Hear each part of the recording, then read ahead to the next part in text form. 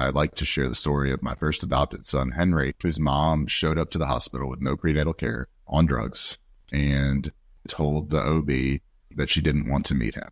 And while that, I share that story and I share it publicly, and this is being recorded. And so one day he's going to hear that. And I don't take that to be a negative sentiment, where you question, how could a mom say, I don't want to meet my child? I can question, how can a mom say, I want to kill my child?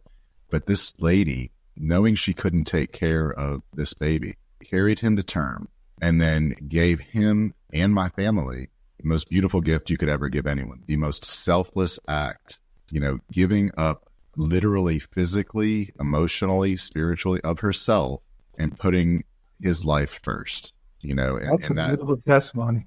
That is the opposite of the mindset, when we're talking about abortion. I do want to get into your book. Before we move on there, Sean, I think I've dealt with this and my wife has dealt with this. What I think she was really saying at that time that she didn't want to meet him, she recognized the intensity of the bond she wanted to have with that child. But she knew the only way, I think, that she could do it was don't bond. I don't want to meet this child. I'm going to let it go. It's just going to live. But there's no way she could see down the road that one day it could be potentially a wonderful reunion time and stuff. But she did what is so hard that I wish more women, every woman that we talk to who has either had a child, without exception, who has been raped, incest, and they carried those children to term, all have these testimonies of how beautiful that child. It's the mother's child. It's not the rapist's child. The child actually becomes an agent by which the woman heals because of the hormonal and other physiologic changes that happens in a pregnant woman.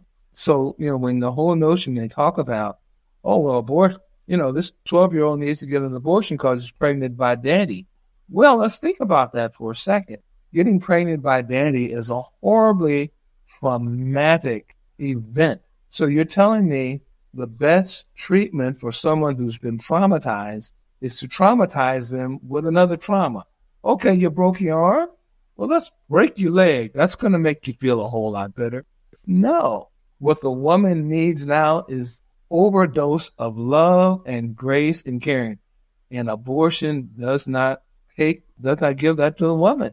You see, it's another lie that all we got to do is get rid of the product of incest and rape. Then the mother's fine after that. No, it's not. Because they recognize that they just gave up their baby.